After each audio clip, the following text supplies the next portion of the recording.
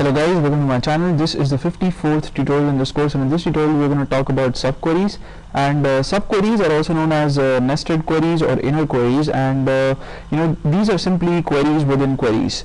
And the best way to understand subqueries is to see one in an application. So we're going to check out a very simple application of a subquery, and what we're going to do is we're going to work with the employee table, by the way, and just so if you've forgotten the structure or the data that's there in the employee table, I'll just run a select star query from the employee table and show you guys what it has. So the table has got 1 2 3 4 5 fields: the ID field, name field, age, email, and salary, and all this information is about employees, right? So let's say you want to find out the highest salary in this table, and you also want to find out who all gets that salary. So we can see, like, the table has got few rows, so we can just scroll down and we can check which is the highest salary. So there you go, 22,750 is the highest salary in the table, and we can easily find this out by executing the max function on the salary field in the table. Right now, if you want to find out how many employees get this salary, or who all gets the salary, details about those employees, then you have to use subqueries, right? There is another way to do that, but then if you want to use a single query to achieve that, then you've got to use subqueries, and I'll just show you how. Right, so if suppose you do not want to use subqueries, and if you also have like too many rows in the table and you just don't want to scroll down and you want to find out what's the highest salary amount, then the first thing that you got to do, the first step, is you'll have to find out the highest salary. And that, as I said, to do that you can use the max function on the salary field. So I'll have to type in select max salary from employee, and when I execute this query, I get in the result set the answer 20,750. Now if I wish to find out the names and IDs of all the employees that get this salary, I can execute this query: select ID comma name from employee where salary is equal to 22,750. So when I execute this, I see that there are 1 2 3 4 5 employees that get this salary.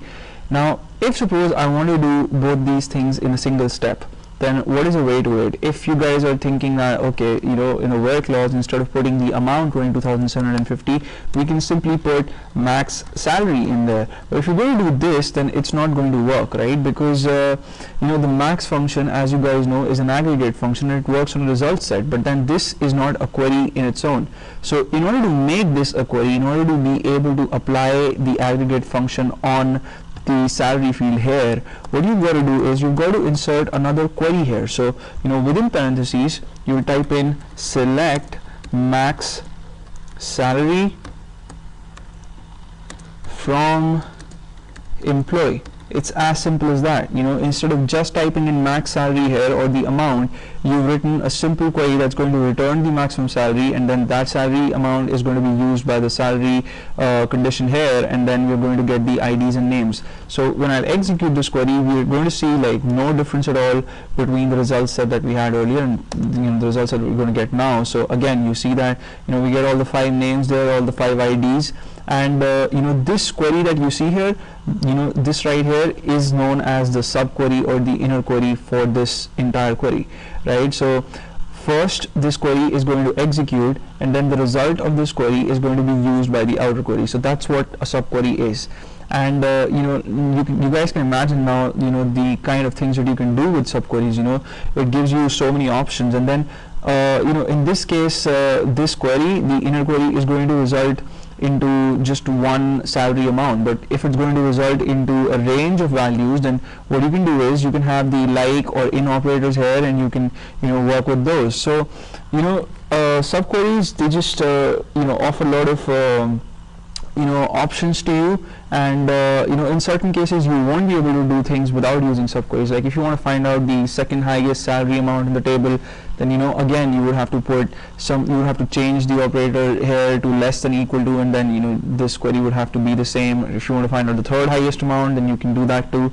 So that's it about subqueries, and thank you so much for watching this tutorial. I'll see you guys in the next one, in which we'll talk about something else, maybe the alter table command, because That's something that I really want to discuss in this course. And subqueries, you guys can use subqueries not just with the select statement, but also with insert, update, and delete. And so thank you so much for watching this tutorial, and you may subscribe to my channel if you haven't already, and I'll see you soon.